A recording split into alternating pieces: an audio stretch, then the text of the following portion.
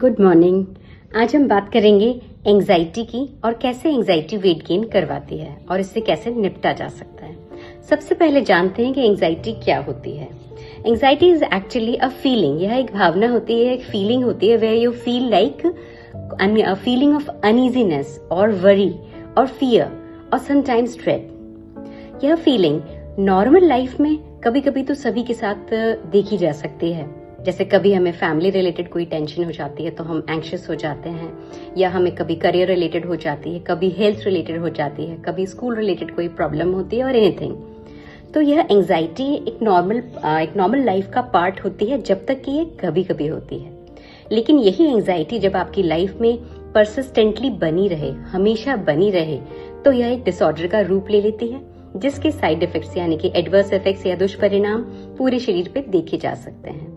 आइए जाने इसके कुछ लक्षणों के बारे में, जिससे आप ये समझ सकेंगे कि कहीं आप एंजाइटी से पीड़ित तो नहीं हैं। फॉर एग्जाम्पल, यदि आप नोटिस करते हैं कि हमेशा ही आपकी हार्ट रेट पहले की तुलना में अब नॉर्मल से अधिक बनी रहती है, या आपका बीपी बढ़ने लगा है, या आपको कभी कभी एक फीलिंग ऑफ लाइक अनईजीनेस होती है, या चेस्ट पेन होती है, या होता है, या स्वेटिंग हो जाती है, अदरवाइज आपकी रिपोर्ट्स नॉर्मल आती हैं, तो यह एंजाइटी के जो हार्ट पे एडवर्स इफेक्ट होते हैं उसका परिणाम है। यदि मैं गैस्ट्रोइंटेस्टाइनल ट्रैक्ट की बात करूं यानी कि पाचन शक्ति की बात करूं, तो एंजाइटी से जो मरीज पीड़ित होते हैं वह अक्सर ही रिपोर्ट करते हैं कि उनका स्टमक अपसेट रहता है। कभी कभी फ्रीक्वेंसी ऑफ मोशन भी बढ़ जाती है, या इवन फ्रैंक डायरिया भी उन लोगों को होता है बिना किसी कारण के। या फिर वो कंप्लेन करते हैं कि हमें अक्सर ही नौशिया यानी कि उल्टी जैसे मन की शिकायत रहती है।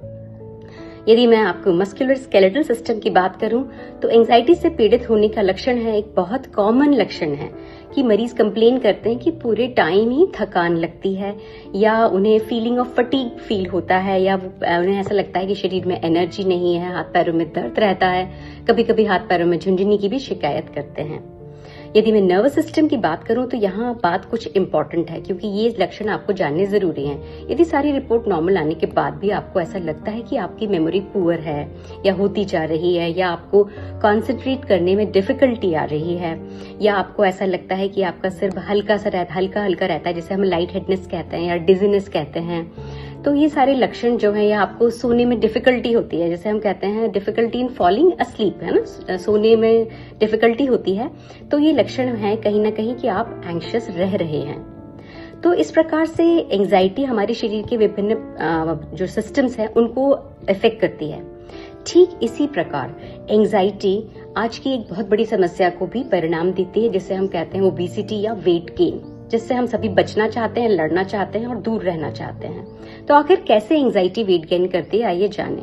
एक्चुअली परसिस्टेंटली जब हम एंग्शियस रहने लगते हैं, तो हमारे शरीर में जो हमारा स्ट्रेस हार्मोन है, जैसे हम कॉर्टिसोल कहते हैं, वह ट्रिगर होने लगता है, यानी कि उसका जो लेवल है वो नॉर्मल से अधिक रहने लगता है।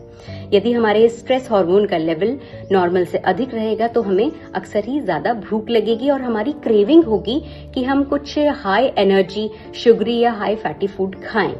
और इस प्रकार हम वह खाना अपनी एंजाइटी को रिलीव करने के लिए खाते हैं और हमारा वेट गेन होने लगता है।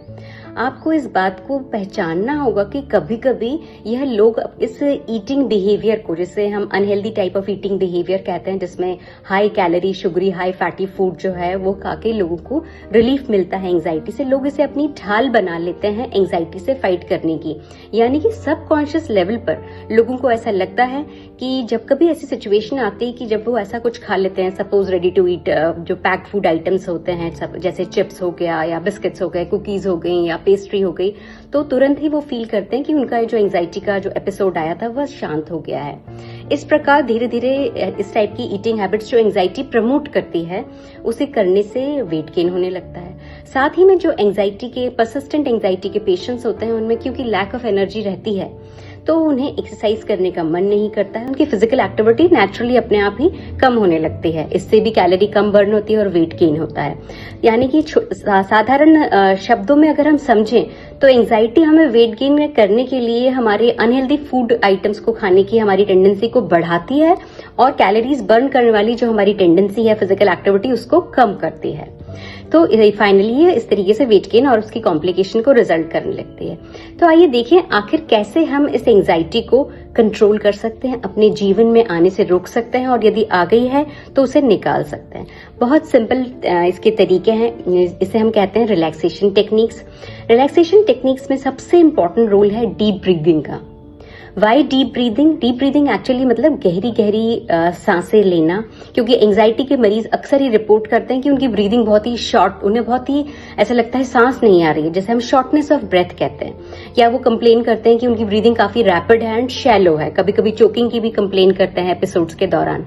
तो जो रिलैक्सेशन टेक्निक्स है, जैसे मैं कह रही हूँ डीप ब्रीदिंग, अगर आप अपनी सांसों पर थोड़ी देर के लिए शांत बैठकर ध्यान देंगे, अपनी ब्रीदिंग पर ध्यान देंगे और गहरी सांस लेने की कोशिश करेंगे छोटे छोटे इंटरवल्स में, may be 2 to 5 minutes multiple times a day, तो यह प्रक्रिया हमारे शरीर के उस नर्वस सिस्टम को, जिसे हम पैरासिम्पैथेटिक नर्वस सिस्टम कहते हैं, जो कि रेस्ट एंड डाइजेस्ट सिस्टम के नाम से भी जाना जाता है, उसको एक्टिवेट कर देती है, जिससे कि हमारी एंजाइटी शांत हो जाती है, हम रिलैक्स हो जाते हैं। तो डीप ब्रीदिंग एक बहुत इंपॉर्टेंट हथियार है एंजाइटी से लड़ने का, खाना नहीं है।